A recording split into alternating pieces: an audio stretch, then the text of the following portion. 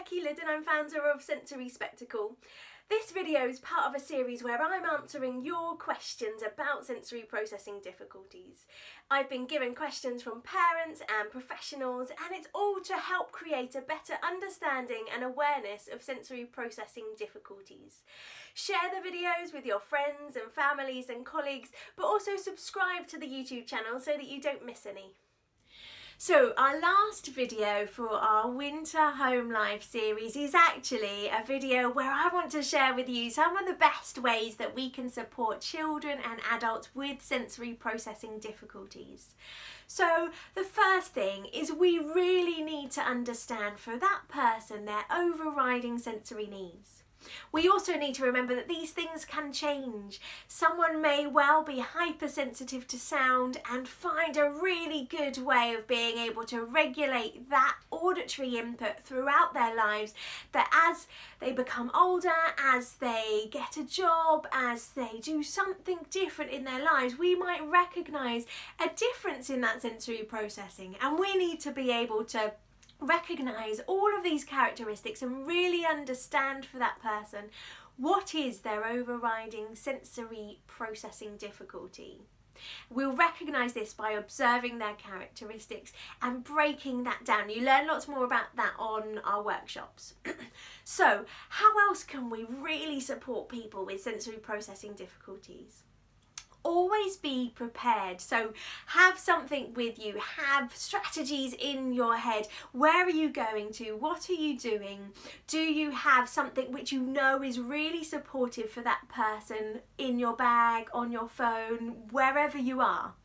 Think about creating a safe space. Their own space is usually preferred, so a bedroom or somewhere they know that they can go and just have some time away from everything else that's going on.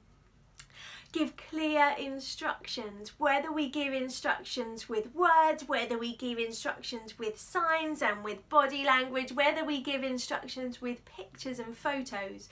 We need to make sure that we're offering a way that that person can really understand it's okay. If it's overwhelming, how can they communicate to me that they want to leave, that they want to go somewhere else, that they want to do something?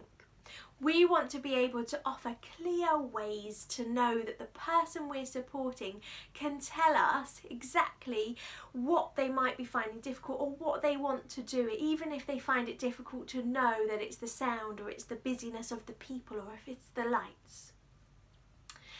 When we're supporting people with sensory processing difficulties, we need to remember that there's an element that they will represent to us of needing to be in control, and we have to respect that. We have to recognise that that need to be in control is their primitive way of being able to support their own body and what it's needing.